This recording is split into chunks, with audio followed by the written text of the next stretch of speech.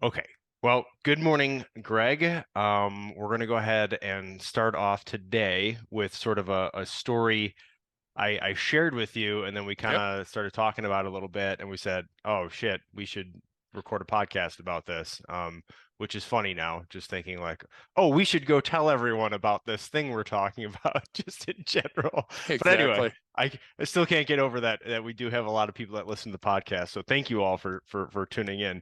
But Because we wouldn't listen to our own podcast. yeah, No, no, I thank you so I much. would turn this It's on a and be like, Saturnalia miracle, who actually. are these idiots? Right. Anyway, so the thing is that, and it's kind of going around. It just kind of it's been out for a while. There's this Yeah. sort of app, computer-based one where you can interact with sort of a bot and some artificial intelligence, and people are talking about it because it's pretty amazing on what it can do. It's almost like can people think it's gonna be better than Google search and how it works, but it's interesting. Of course, I use it in my childish That's behavior ambitious. of like Yeah. I texted one of my friends and I had this bot. I got it on there. I looked it up and so I was playing with it and said, "Hey, tell so and so that Brian has been taken over by artificial intelligence, and now when you text me, it will be this responding." So I sent that thing to him, and it wrote out a little paragraph, and then I copied and pasted and sent it to him. And of course, he's like, "Well, this ought to be interesting. Go ahead."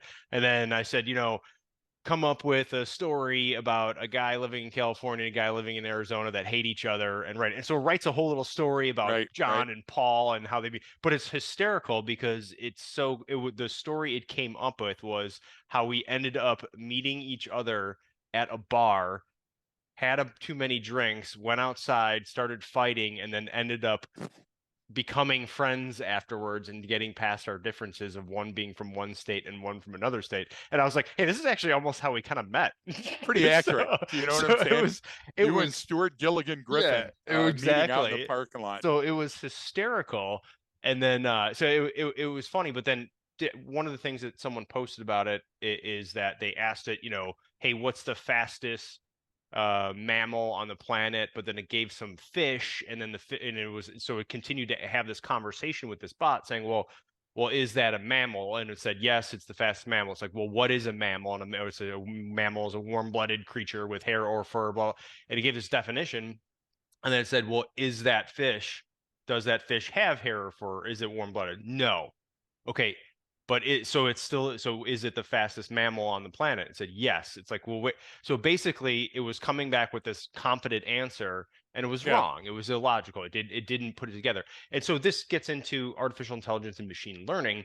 But machine learning, it comes from how computer scientists and data scientists teach or program and train a machine to learn, Yeah. right? So it has to Yeah. interact with you, and there's different iterative process where you want it to. The idea of machine learning is it understands and gets better over time with different Right. interaction, but it's still humans programming it how to do that, right? And so there, Yeah. without getting into sort of the different schemas and the semantic ways that it's done, I'm not an expert in that area, but we understand learning in those processes, and it's all taken from how humans do it anyway. And we use those same terms in the computer world a lot, or vice versa. Sometimes they Yeah. came from the computer world, and then we use that with humans. But I found it interesting because like it still was wrong and lied. Well, it didn't lie. It was confident. It was just wrong and illogical. And it's sort of like not there yet. You know what I mean? It's Yeah. obviously Yeah. people think it's going to be this general artificial intelligence, which we're so far away from because that's so complex. You can have very simple artificial intelligence. The smoke detector in your house is a version of artificial intelligence, very simple sensor. But to get to this point, so we started this discussion, and you brought up some great points, and so I know you wanted Aw. to hit on it. So why don't I throw to you to start, sort of, and then we have some other examples that we want to talk about and Yeah. how that affects humans, right? Because I think you're underselling our knowledge on the topic from one standpoint. Right. So you and I spent almost 2 years working on a Yeah. DARPA project for URSA, and it's supervised autonomy. Yeah. So our history with, I know, Yeah. think about that for a minute, but look up the program and you'll see what we had to do. So the three basic machine learning paradigms are supervised, unsupervised, and then reinforcement learning. So Right. why is that important?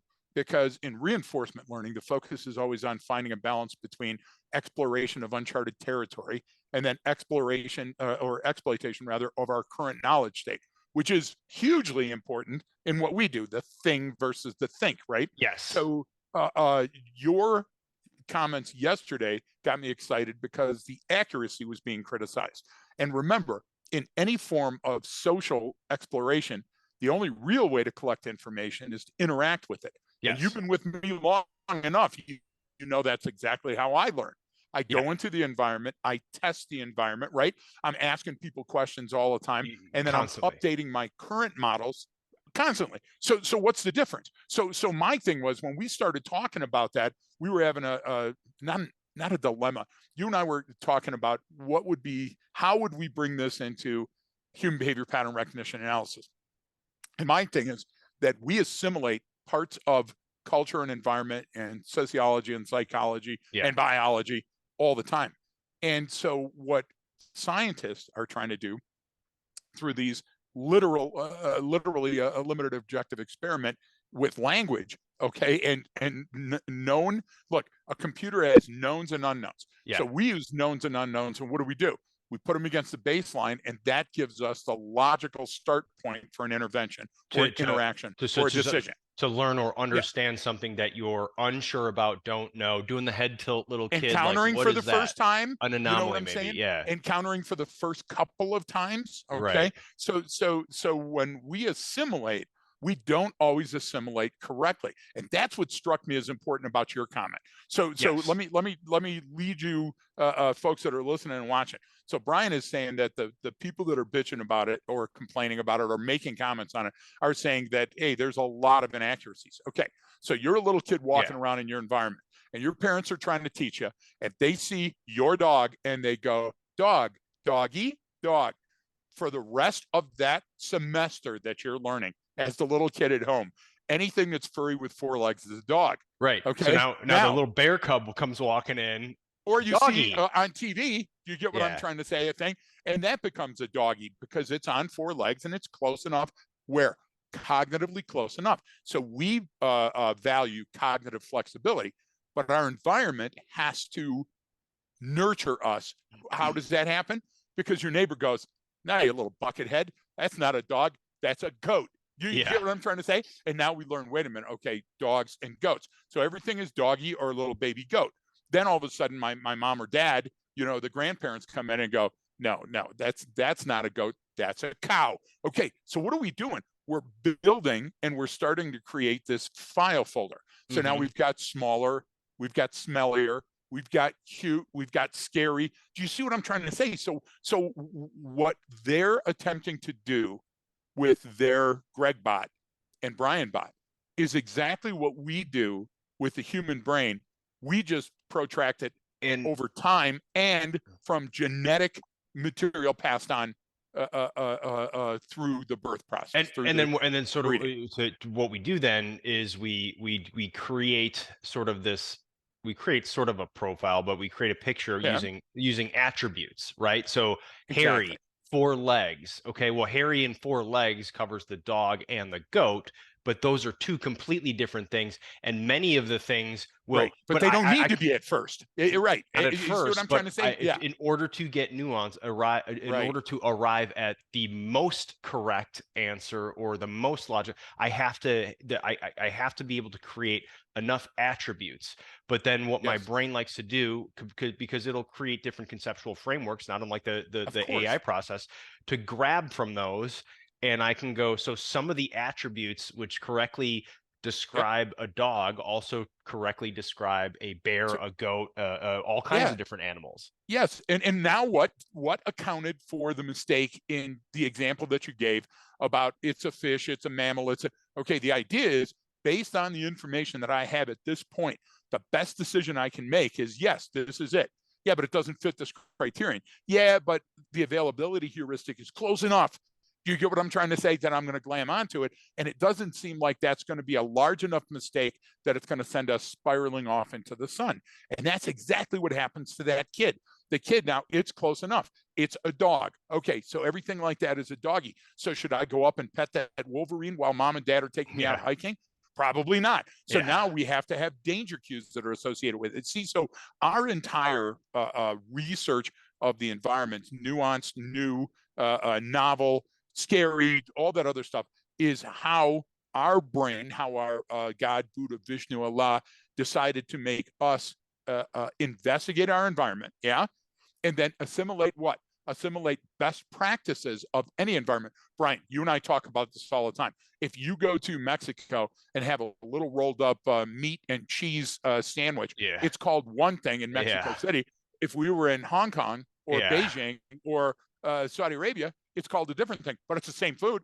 It's prepared almost the It's same way. meats in sauces on some sort of type of bread type product, You got flour it. type And product. what Like, about noodles? If we follow yeah. noodles across Yeah. the world, or all of these things, that the nature of candy, for example, what happens is sociologically, look, psychologically, assimilation means a cognitive process of making new information fit with your existing picture of the world. We're really good at that, and that's why DARPA reached out for us. Biology just means, hey, I absorb the food product and the best of it stays with me. I shit out the rest. But sociologically, anthropology says that when I assimilate something, I put things, the best of from a group together, and I claim it as my own. That's why Right. societies fight for years and years and Right. years Right. about, Right. oh no, No, that's the Polish ours. were the person, yeah, yeah, Yeah, and the yeah. Russians say, no, that came That's from like you.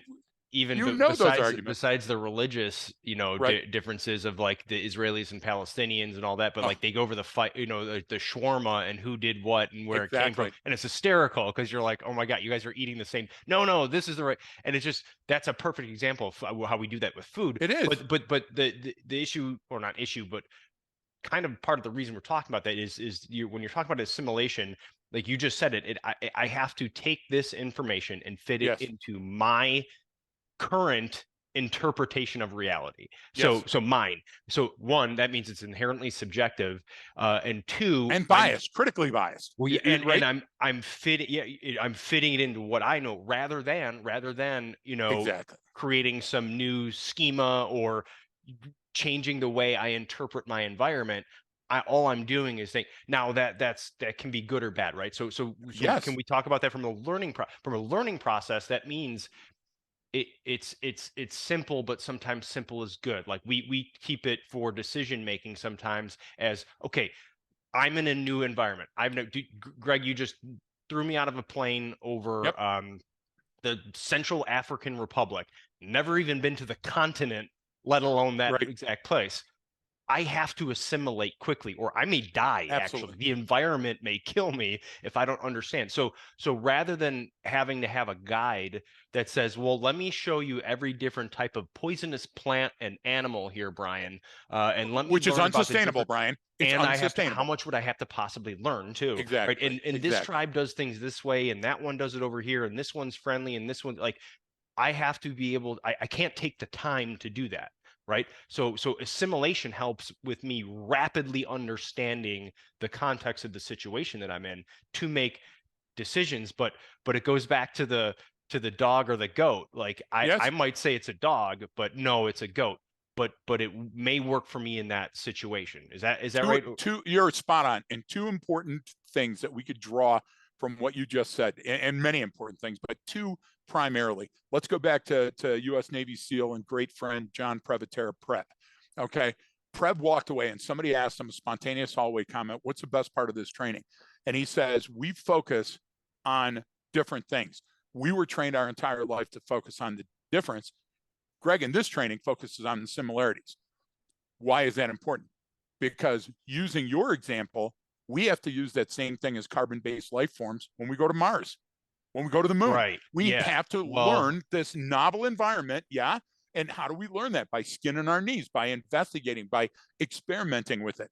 But your brain has certain things that it's predisposed to experiment with in its environment. Why? To keep you alive long enough to learn so you can update your file, right? You get where I'm yeah. going there? Yeah. No, no, no. I can give you a quick example of that with your eyes.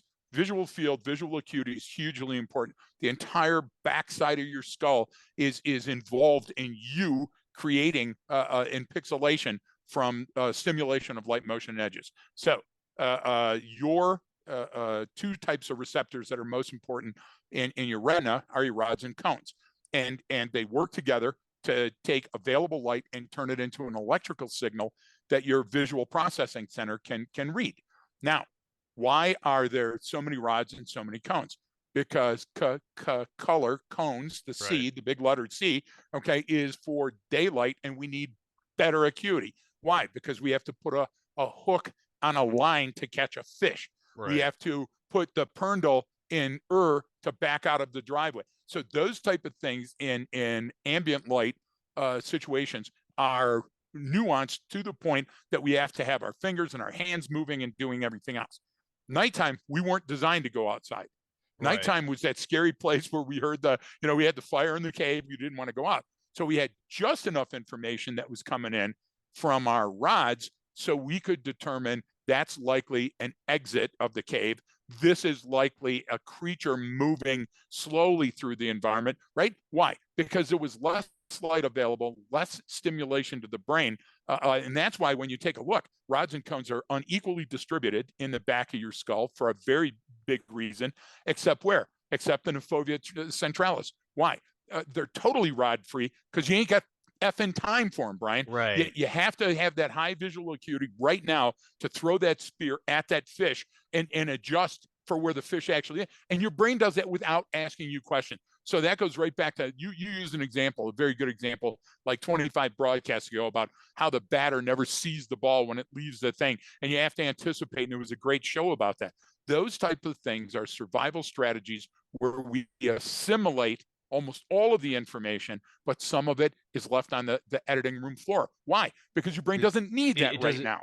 It doesn't Right? need it right now, and so Right now. Yeah. that's an important, I think, distinction when you're getting into sort of you know, assimilation versus accommodation and learning a Yeah. new process or something. But that this is also, I'll give the example of why we classify things the way that we do sometimes, because we get a lot of questions like, well, you guys were talking about this attack over here, but then this Right. situation, like, how are those even even the same at all? And I They're think a perfect closely example related. of this of what we're talking about now, and you tell me, is of how we talk about these different, yeah, we'll talk about these different areas. For assimilation would be something like insider threats, right? Yep. So it meaning, how do I address an insider threat? Well, there's different types, but it's all the same. So the insider threat, literally, like, U.S. forces in Afghanistan, their counterpart that they're training shows up to try to kill them one day.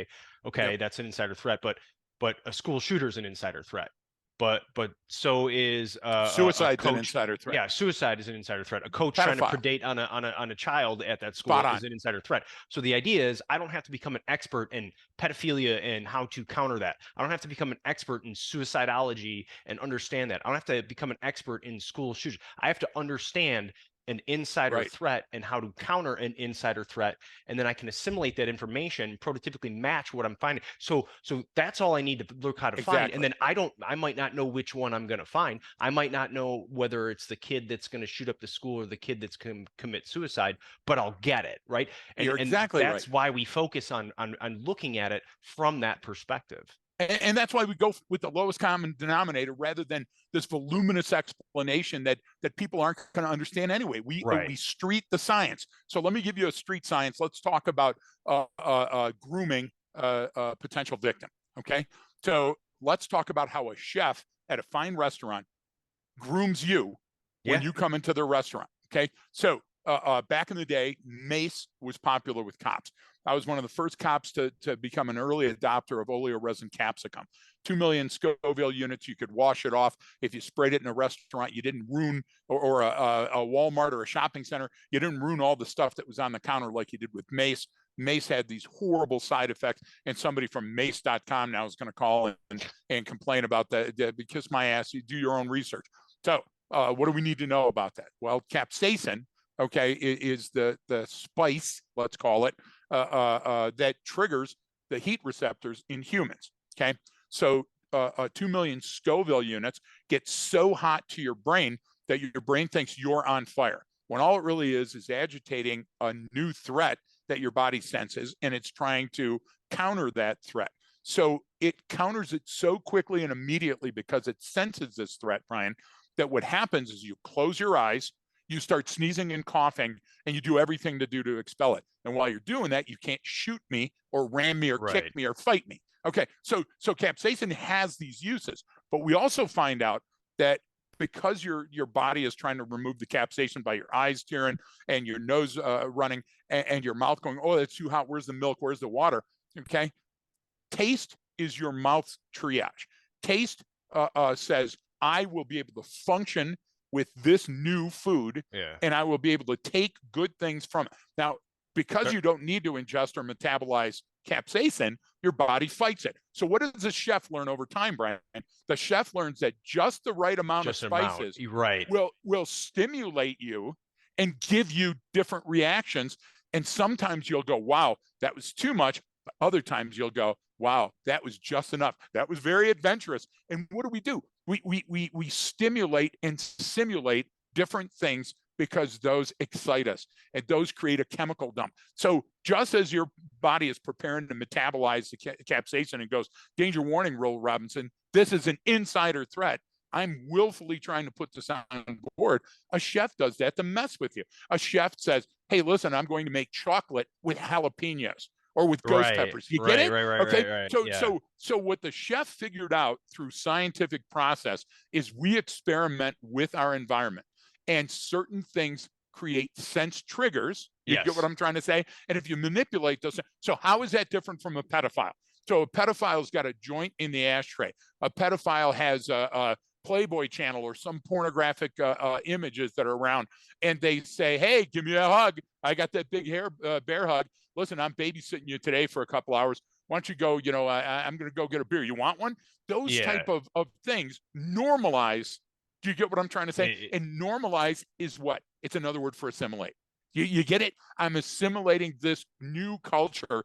And guess what? In a minute, I'm going to have your pants down. In a month, I'm Well, going to have your pants yeah, down. no, which is this is like, I mean, you're talking about historically cultures and how civilizations have clashed, Yep. whether through war or Yep. through something like that. Either way, so I can either fight my way in and take over your country, and Yes. now you force you to assimilate, or I can do it slow, steady over time. Something like you just said, it's either got to be the Exactly. brutal sexual assault, or I can slowly gain your trust and get that And assimilation to happen. which one is going to give me the best return on my investment? Right. If I brutally abduct you and rape you, I got a couple of life felonies that I've committed, and people are going to search for me like Yes. the citizens searching for Frankenstein, the Yeah. villagers. Okay. Whereas if I do the slow, steady, little Well, bit at a time, maybe now, I'll get away with yeah, or 5 maybe, or well, wait a 7 or minute. You 10 said it was victims. okay for them to come over, Yeah, and yeah, I yeah, didn't know. yeah. And well, you can't prove Now I'm that I did confused. any of that. Exactly. It's no, That's exactly the point we're making. and so this happens when, okay, so the assimilation that we're talking about too, and then to kind of sort of tie it back to the original AI sort of machine learning, Yes. to give that sort of street example, like you said, when you go on, anytime you're on some shop, like you're on Amazon and you buy Mm-hmm. something, or I'm looking at something, and what it also gives you as you scroll down, you can scroll across the bottom, um, people who bought that item also bought this item, Exactly. right? And so they're doing the same thing. They're trying to couple it together, and what the machine is doing is exactly what your brain is trying to do. It's trying to constantly predict. Okay, what do you need? What do you want? What is it? What is it? What is it that you Exactly. need right now? Right? Because I got to give you an answer. And give you the answer sort of before you arrive at one, because I want to show you that. So in the Amazon case, I'm just trying to sell you stuff. I want you to buy more Right. products. I want to make more money off of you. But your brain's just doing it sort of for survival purposes, right? Yeah. It, And it so has to the arrive at a machine, conclusion and offer you suggestions so that you can precisely, get through your day. Well, the but it machine's can't doing it. offer you all the suggestions. No, It and they're cannot. not always going to be right. And Right. if I look on there in mine, I go, what? That's not something I'd never buy. But because of this either attribute that this has, right, that I'm The buying, attribute algorithm. You're that exactly right. but it pairs it with, okay, what other things that other people have bought, who bought Yep. this item as well, have bought, maybe they're interested in that too. And that's the Yep. simple learning process, and it's But what iterative. It gets happens if better it's over not? time.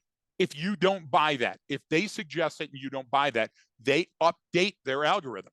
They say, listen, Yes. these people bought this, and then I went out and I looked for new people to buy that based on the earlier algorithm, and nobody did. So now I'm going to drop that and go back and glean another evidence item to compare it with. And that's what the chefs did. And that's what a pedophile does. And that's what an armed robber does. So AI has a limited value set. Now, what do I mean by that? Humans have unlimited ways of putting things together. A computer only has the design. Yes. Because you can't allow complete free play with a computer. You get what I'm trying to say? Because then can't do that. It becomes self-aware and kills. Right? You get what I'm joking about. But it doesn't, though. It's actually won't. It'll be confused. It'll give completely random answers, right? If Precisely, it doesn't have, which aren't going to help. Aren't going to help you get to that ultimate goal. Because if it doesn't have a schema, it doesn't have the mental framework, right. or a neural framework, or whatever you want to call it, a pathway to go. But it does have a pathway yes. to make you excited. The reason we're talking about it today is because the computer understands that if it plays with you, you keep playing with it. Okay. So that interaction is key. That interaction is absolute key, just like our interaction as humans with our environment, with other people. You're exactly right. The reason that we suck at being with other people is while you're talking, Brian, I'm thinking of what I'm going to say next. I don't give a fuck what you're saying. You understand what I'm trying to say? Right. I'm just pausing long enough to go, yeah, but I got something to say. Well, the reason is, what are the two things that human brains have to do? In this moment right now, how can I assimilate the information around me to fight or flee or, the other F words or do all those things? Okay, we got that. What's the second part of it? Prediction. What do I need to predict? Yeah. When am I sleeping tonight? Is the sun going to come up tomorrow? Am I going to be warm enough overnight not to die before the sun? We're constantly doing that. We're balancing and measuring those things in our life. But your friends and my friends consistently think, well, I've got to learn to drive at a high rate of speed. I've got to learn to appendix carry and dump mags and do all this other stuff. Brian, while that's important, your brain will assimilate that knowledge, but it's not critical knowledge. So the brain will always separate that from other things. Now let's go to biology. And it will start to dump it over time if it don't continue. It has to. So why? So let's go back to biology. Certain things that you eat, your body doesn't need. It doesn't need a lot of the things right I now. Eat, my body doesn't. Oh yeah, exactly. Is bourbon a food? So the idea, though, if you think about that, Brian, that's the perfect model. Look, I used to get into fights all the time with the Marines at Combat Hunter. They would go, yeah, well, atmospherics, you can't use that word because the atmosphere is like around the earth. Hey, kiss my balls. The idea is what you're not doing is you're not using the scientific definition, the clinical definition of the words I'm using. So, for example, assimilation can be biological, can be sociological, can be psychological, right? And there's a different definition that goes along with those. Yes. So what we're talking about is similar traits are always clustered by your brain, but your brain looks at them in a very specific way, saying, what do I do? So biologically, when I ingest something that I can't assimilate, it's going to poop it out. So the longer that I go, like not to get into Maslow again, but your good friend, the goddamn tipping point, Gladwellian thinkers came up with this 10,000 hour thing. Yeah, it's a joke. Where's that? It's bullshit number. No, yeah, but show me that. Show me how that works. First of all, I would agree that the more you do something and the more you rehearse it, the better you get. But this goes back to our other friend on Coffee Table that drew the conclusion when he saw the Civil War rifles that were overloaded 2 and 3 times. He said it's because they didn't want to shoot their brothers. No, it's because they were so in the moment and so afraid. And they didn't have the training for the situation they were convinced they fired it. Yes, and they reloaded and fired again. That's what they never ever fired accurately. That's science. The information he reported and investigated on is amazing, and it's great to show how training changed over time. But these fundamental conclusions were I completely disagree with and are wrong. So exactly. So when we get to those points, we have to look back at what we're talking about here. The brain assimilates that information that it believes will have the best chance of surviving long-term and changing one of my file folders in my mental Rolodex. If I am going to a place that's so different, my brain allows more influences and limited objective experiments. Why? Because just like your example of being in Africa, this may cost me my life. So intuitively and iteratively, you can work certain things out. Like if you have a set of keys and you've never been to a car before, but you go up to the car and you hit it and it goes beep boop and the door unlocks. Okay, well, that's a welcome. Now I investigate further. I wonder where this key goes. You get what I'm saying? And people are going, what's a key now? Because when we rent a car, you don't have a key. You Yeah, got a little yeah. block. But the idea is that sooner or later, enough monkeys with typewriters are going to write the Magna Carta. Right. That's the same thing with sooner or later, you're going to figure out how a car works and figure out the Prndl, and you're going to either drive over your own head or you're going to learn to drive on your own. Your brain has the ability to. How many people do you know are self-taught on piano? How many people do you know learned Spanish or French because of their exposure in an environment where they had to, even being a waiter at a restaurant, even understanding simple things like this goes back. People are right now going bing bong bing. No, stop for a minute. Okay, Stoic. I have a principal argument for Stoics because when I talked to the people in Greece when we were teaching at Enimiotic, they pointed to Mount Olympus and they said, our gods up there were the ones that taught you this information. I principally disagree with that. So the same people that brought you Mount Olympus and the gods also brought you Stoicism. So you must investigate what that means to you now, sitting in a chair or standing in a line in the environment we're in. You can't take that giant evolutionary step backwards because it's not the same, Brian. And that's what assimilation means. Assimilation means that if I'm assimilating something quickly, then it's probably not going to survive, or it's the most important thing to survival. So I'll give you an example of that. When you see a kid on their phone, they're not paying attention, situationally unaware 101. Okay. So we know that sooner or later, there's going to be enough deaths in traffic, people checked out, people walking into things that has to change. We don't know how that's going to change yet. We respond with other technological advancements, right? So there's which are going to the duct safety, tape the situation. the safety features in the car. Cars are safer today than they've ever of course been. they are. But they have different alarms and beeps. They are Oh, it's hilarious too. What I love when car dealers advertise that the car has a backup camera, but it's federally required that every vehicle has a backup camera, but they use it as a selling point. But it's the same thing. It's we can't do that stuff anymore. I am unaware, so I have to figure out a way and build that into the design of the product, knowing that. So that's the evolution. Some might call that de-evolution. Right. No. You're spot on. Because it takes away from our survival systems. We don't have to exercise them anymore. But all of these sort of with the examples and stuff you're talking about.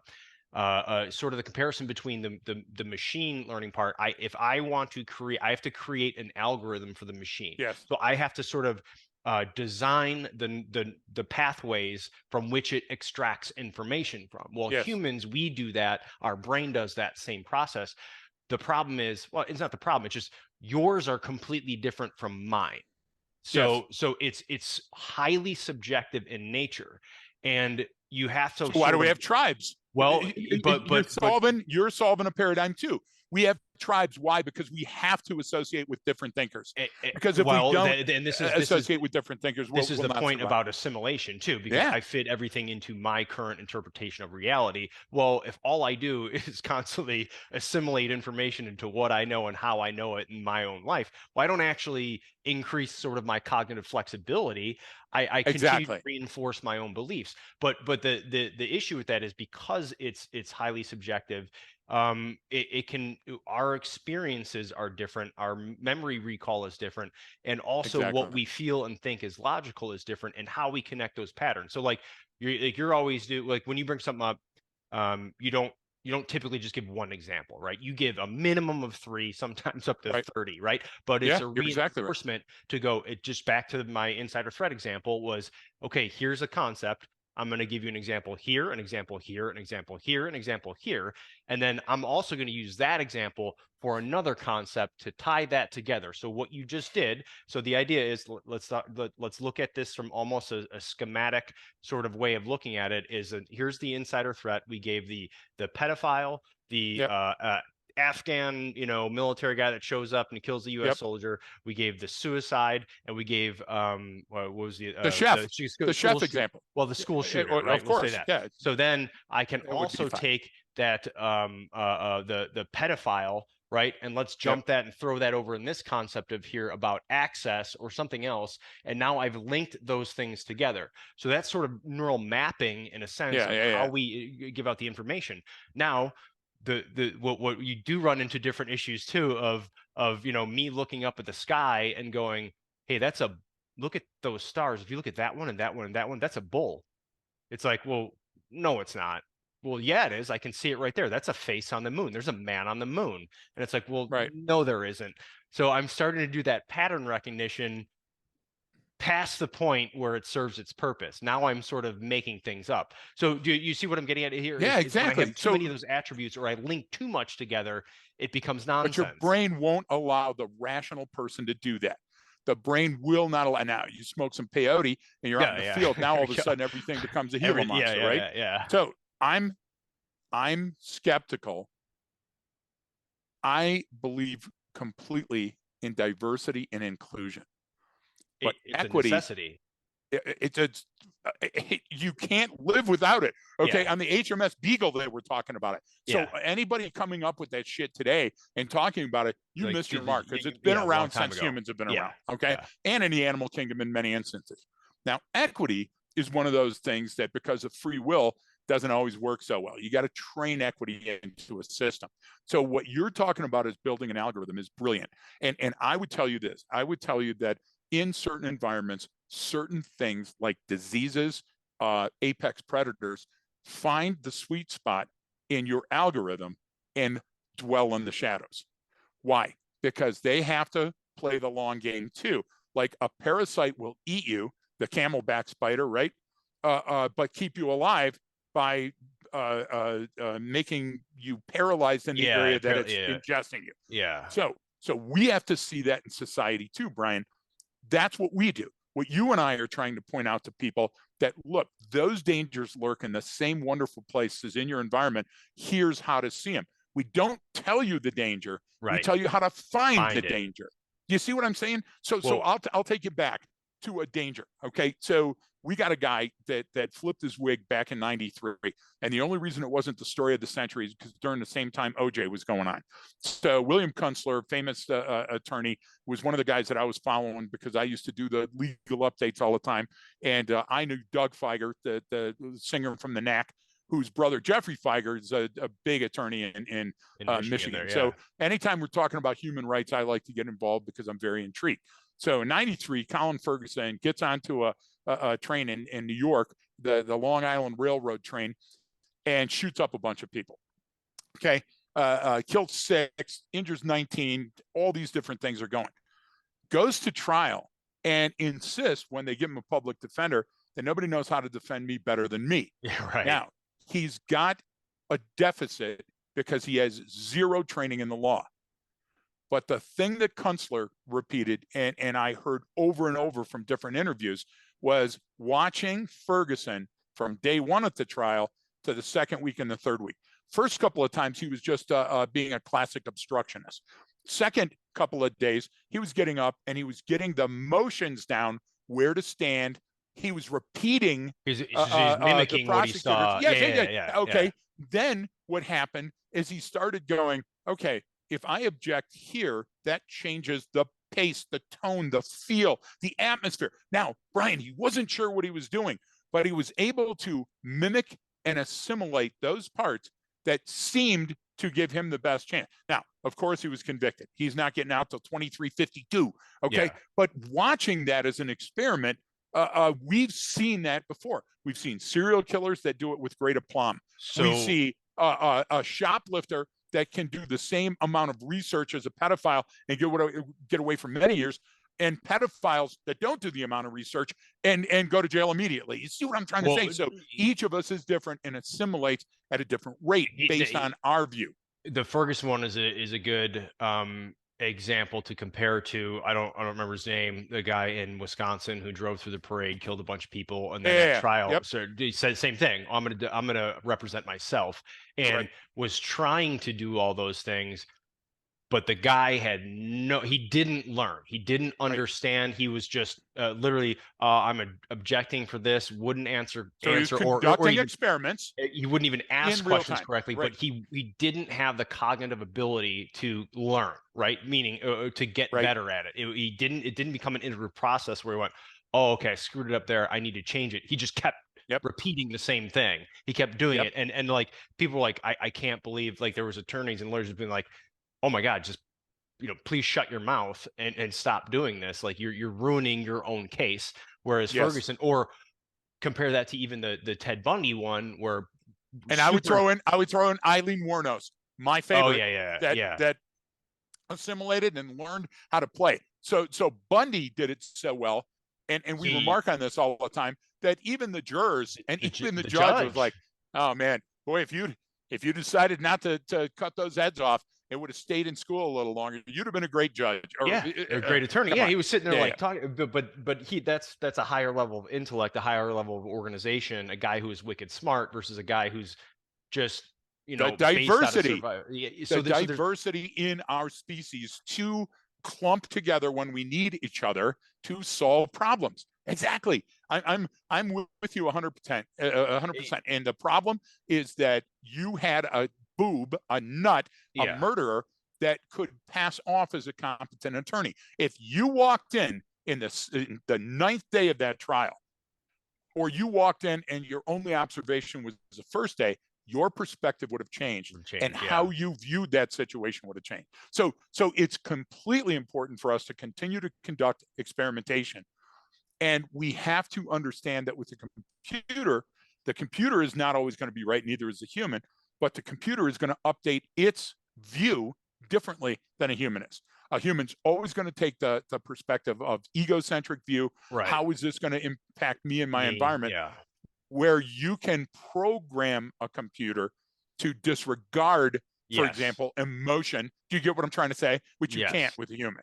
You remember? Have you ever watched what was that Mel Brooks movie with Frankenstein, where young Frankenstein, and at the beginning he gets a guy, the old man, off the gurney, and he knees him in the balls. Well, then the second time he puts a clamp on the back of his neck and he does everything, and the guy doesn't move because now he's closed those receptors. You can do that with a computer. You can't do that with a human. Humans are constantly updating their set based on slights, injury. When we have a injustice collector, Brian, when Yeah. we see somebody Well, that doesn't stop the rage that's growing and does something stupid, a computer won't do that, but a human no, will. and If it, because the computer, if I input something, the computer is not affected right there at the point, right? Because remember, like, bad information in equals bad yeah, shit information in, shit out, out. right? Yeah, Shit of in course. equals shit out, right? Yep. So if you're entering something into a computer, right, it's always going to take what you enter in the same manner. But Right. if I walk out this morning and I see something, that's going to be different. Walk outside my house and I make some observation about someone pulling up and getting out of a vehicle. That's going to change whether if I'm, that scary movie I saw Yep. last night and I didn't sleep well, so now I'm not even seeing as well. Now I'm a little bit hazy. Then I see the same thing. So I can make the same exact observation and arrive at two completely different conclusions with Yes. just the same data set, the same exact one. Whereas the machine, on the other hand, it's going to take in the same thing and look at it the same. Now, its conclusion may be different based on how it was programmed to think and Right. learn, but mine, even just the information in the Yes. way I assimilate that, the way I categorize it, the buckets I put it into in my brain is going to change simply so subjectively from 1 minute to the Yeah. next. And that's the difficult part. That's also the dangerous part because that The leads me to dangerous part. it's the well, I could tell by how their voice was on the 911 call whether or not they did it. And it's a Okay. fallacy. It's complete. Okay. So let's use me an example, because I'm always making mistakes. I want you to think out loud, Brian, on how many pictures of sunsets that I've sent you over the years that we've known each other. Yeah, Why do I especially continue from to the send you pictures of from Rogue sunset? Manor. Yeah, yeah. Exactly. So Rogue Manor West, take a look at this. This is beautiful. Now, In my brain, every single one is different, and the colors are different, and it's remarkable. And the time, just a few seconds before or after, and the right camera exposure and all that other stuff matter, because it speaks to me, because that sunset is just for me. Now, if we go to machine learning and we're reacting with our environment, we understand that it was the forest fire 4 months ago, and the ice crystals in the air, and the barometric pressure dropping, all of those things. Now, my brain doesn't need that for me to be inspired and send you that photo. Does that make sense? So the computer is following a very logical, a very clinical path to get to the desired results based on the input, whereas I'm a human and I don't have to rely on those constrictions. And that's why every human is different. And that's why a mom can turn postpartum depression into a homicide. That's why the kid shoplifting turns around and kills the security guard. That's why those things happen, because we're inefficient at processing nuanced information, novel information, or voluminous information. And so can a computer help us through that? Absolutely. But AI isn't the answer. It's an answer. No, Because well, nowhere near. you see what I'm trying to say? No, You can't do the same amount of computation that a human brain can, and you right. have to program in exactly what you want that to compute. I mean, that goes back to it's following, the example of the fish and the mammal, and what's the fastest one that the person pointed out.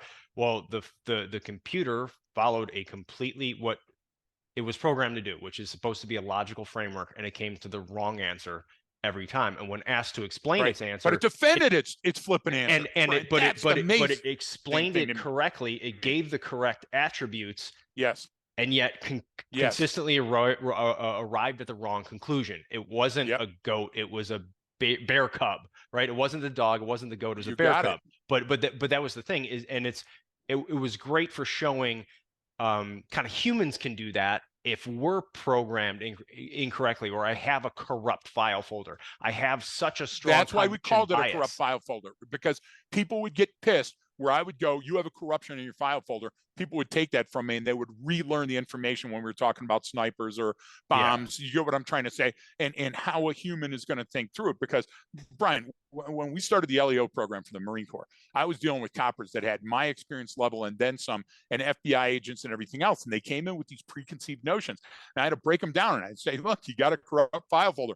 Because you had all of this ability and you had all of this equipment, this is the conclusion you came to. That Marine's not going to be able to rely on that. So you got to dumb it down. And I don't mean the Marines were dumb. I mean, you got to dumb the science down. So I understand that these things, you remember over and over that a Marine with less information that didn't have the combat hunter training would draw an unreasonable conclusion about their environment. And that costs time, that costs money, and sometimes that costs lives. And a lot of that came from an uber trained. There was a guy, and I'm not going to talk about him other than say that was operating around the same time I was. And what he was doing is going in and finding anomalies and pointing them out. Yeah, that's great. You're fishing for me. But I'm never going to learn how to fish, Brian. You get what I'm trying to say? And that's why I was so insistent that our program was then and continues to be different. We will show you how to get to the answer. And it's okay that your answer's wrong, even if your answer's wrong half the time, because the times that you're right, you're going to be right enough to save a life. And therefore, we're not being sloppy. Like cognitively close enough means cognitive flexibility. It doesn't mean taking erroneous information and forcing a round peg into a square hole. And that's the key. The key to our program is that we're going to make you more resilient through cognitive flexibility. Well, and it's we're going to be able to solve more problems. It's the door handle example I give sometimes, right? Once you learn, you're a little kid and you can reach up and you can turn that knob on the door and you understand how a door opens. Well, sometimes it's a knob, sometimes it's a big ball one, sometimes it's a handle with a button you press with your thumb, sometimes or a lever, right. Sometimes it's a push bar.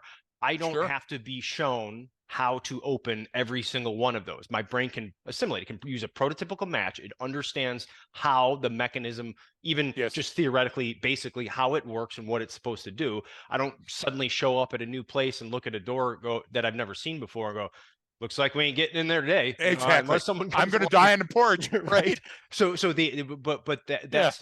the point of sort of what we're talking about. So even if I come across something I haven't seen before, I can, it's cognitively close enough and I'm be right most of the time. Now, maybe I might come up to something that's so complex that I Yes. can't crack the code on, but that's going to be so rare. It's They're got going to to make have a an movie answer. about it, Well, that's right? what exactly it, right? Exactly. That becomes the thing that then everyone talks about, and Right. that's okay. Those are out there, but they're they're statistical anomalies, right? They don't happen very often. Right. It's not it's something that I have to constantly concern myself with. It's learning how to apply this assimilation. What we're talking about is how do I Yes. understand this in every environment. It's the And, gas station in the Middle East. You oh guys my going, what the God. hell Yes. are these Yep. guys doing? They got a bunch of, it's like, hey man, see those gas cans stacked up over there, and a car comes in and stops for a minute and we can't see everything that's going on, and there's a guy hanging out there, right? That's a gas station. Is it nice and clean with the big bright signs and the handles and all Exactly. that? No. But the behavior associated with the area is exactly what you would expect to see in a gas station. Therefore, Cognitive likely, flexibility, buddy. You yeah, have to be cognitively flexible to solve for X in new and novel and nuanced environments. And we say that all the time. Why? Because if your plane crashes in the Andes, the assimilation process is flash to bang is going to be a lot shorter. When you get hungry, you're going to eat the yeah, frozen guy next to you. yep, Okay. And people are going to say, I would never do that. You can't say yes, that because yep, you're not in that situation, and you will. People are going to say, my son could never kill and dismember yeah. That's his called wife or his denial. sister. And it happens all the time. So Yeah, why is denial built in? Denial is built in so we can operate in teams and groups of humans, because I have to be able to sit on that plane in the middle seat and smell your funk and not want to murder you because it's not socially acceptable.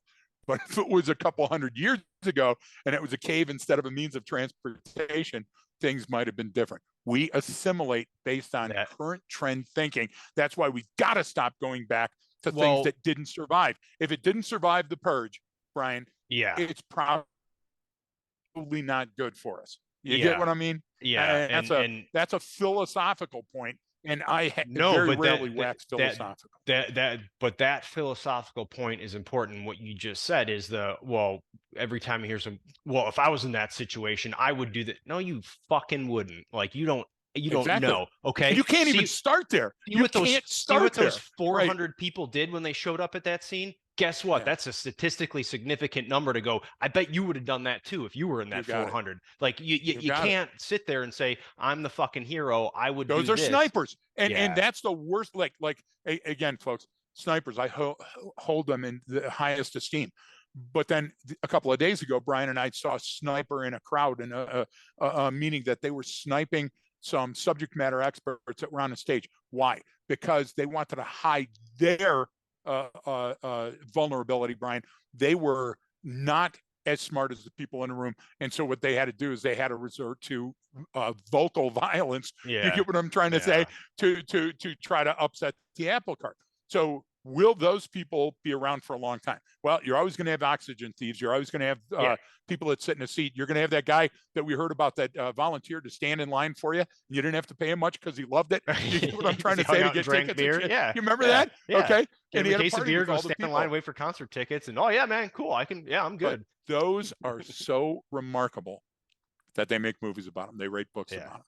So if Yeah. you stay in the mean, you'll understand exactly what we meant by how AI can mimic human learning. And that's why we call it machine learning, you know? Yeah. So, and this goes back to my argument that I've had with the government many, many years now. I always talk about the human in the loop, okay, and the machine in the loop.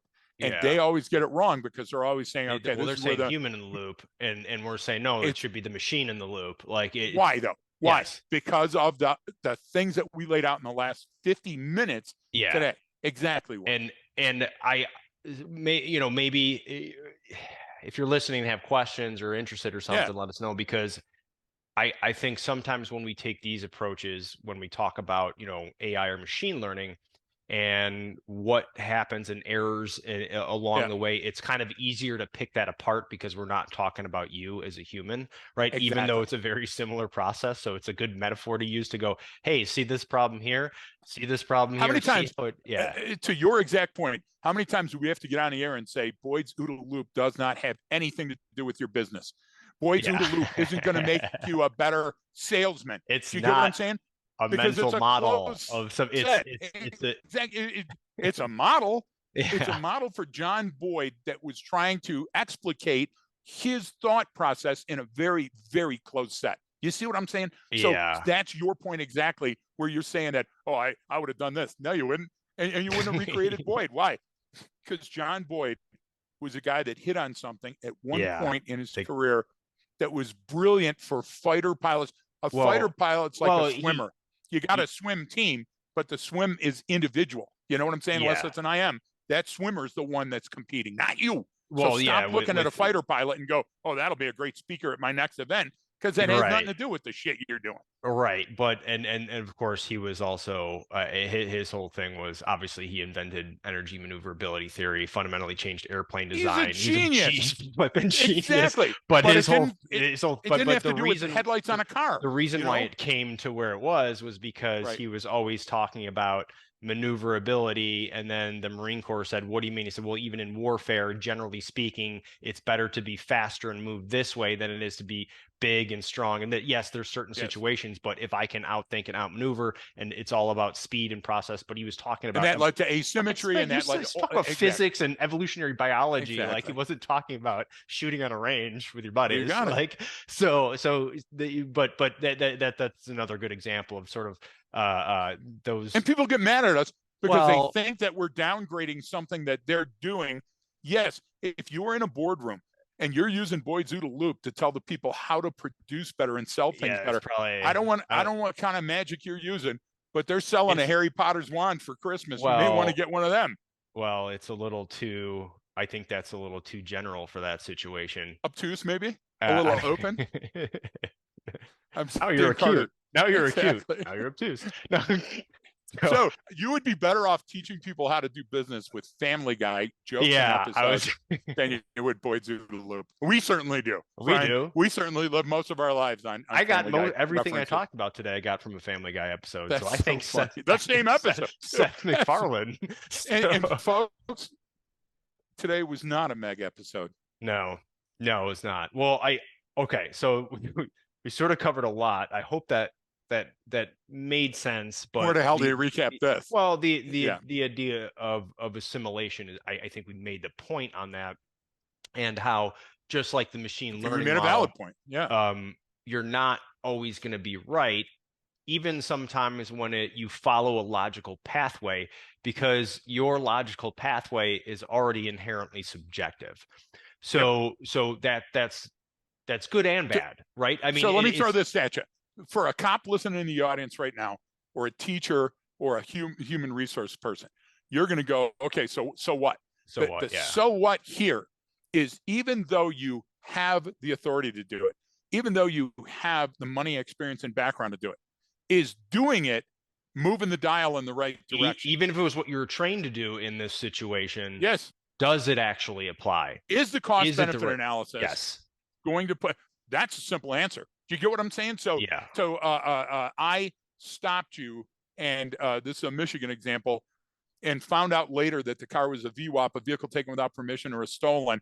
I also found out later that you had an extensive criminal background. I also found out, well, all of those after the fact things didn't come into play when you had a drunk guy that was trying to run and get away and he ended up dead. You get the balance, Brian? So even though you had the legal right, even though you're under color of law, even though you had those, so HR person, same thing. And this is why the doctor, Peter Langman, yesterday got into my OODA loop. And because he was saying, hey, listen, look at all these mistakes that were made at Oxford, and they still didn't fill it into their paradigm, Brian, into their example, into their. Do you get what I'm saying? Look, Yeah. that's not what we want. We don't want to fill in a state of the art, a significant events log in everybody's life and every student. What we want to do is we want to say, when threshold behaviors make themselves known, like whack-a-mole, you got to beat them down. Gichin Funakoshi, if a nail sticks out, pound it down. None of those architectures, Brian, had decision. That's what we have to teach. Is the decision, is the juice worth the squeeze for this situation right now, for the good of man and mankind? No, that's perfect. And then prove it. Is the Yes. juice worth the squeeze? Well, prove it. Tell me right now, Yes. is this worth making this decision right now, or going down this pathway, or doing that? Or Do you have a right? second? Do you have a minute? Taking Or is that there person something into else? custody, Yeah. was it worth a homicide? Was it worth Yeah. a cop dying? Is Was it it worth a student is it dying? worth That's your what I'm life saying. right now? Protract that Yeah, out. yeah, Yes. yeah. So if we were going to say, what was this episode about? I'd play it backwards. I would do this one, Yeah. the last couple of minutes, then go back to the beginning and play again, because that's what it's all about. And when a machine can get us to have an hour-long conversation on how we interact with our environment, that's a good thing. So that Yeah. alone, that joke with you and Stu alone, Yeah. spun out into something where I now understand that if I don't constantly update my knowledge, I don't update my perspective, and I constantly don't sample my environment, that's true situational awareness right there Yeah. for those posers No, out. no, I agree. I think that's actually a great point to kind of bring it in for a landing on it and Yeah, end on. So that's what it took us 59 minutes to get to. Yes. exactly. So, And I'm so still not sure we got we there for can, some of you, we should right? have started at the beginning and then just Yeah, no. exactly. Uh, Maybe just uh, maybe just erase everything but that last few minutes, folks. so That's hilarious. so that's the so what. But no, we talked about a lot. If you're listening, Right, please, if you're not sure or have a question or you say, no, you guys don't know what the hell you're talking about and here's why, just include the and here's why, and we'll right. answer it and we'll bring it up. And reach out to us. And Yep. at the left of Greg at gmail.com. I answer Yeah. everyone that reaches And ask out. us, give us what you're thinking. What's Yeah. the specific point that you want to make? And Not just, hey, talk more about that topic. Tell us yeah, where you're foggy. and of course we usually go into different detail, talk about more about some of the stuff on the Yep. Patreon side that we don't want to put Yeah, out we're for going free. there And it's just a in a kind few of minutes gating, today. yeah, and a gating mechanism, so not put it out there to everyone. But we do appreciate everyone listening in. Thank you so much, and don't forget that training Yep. changes behavior.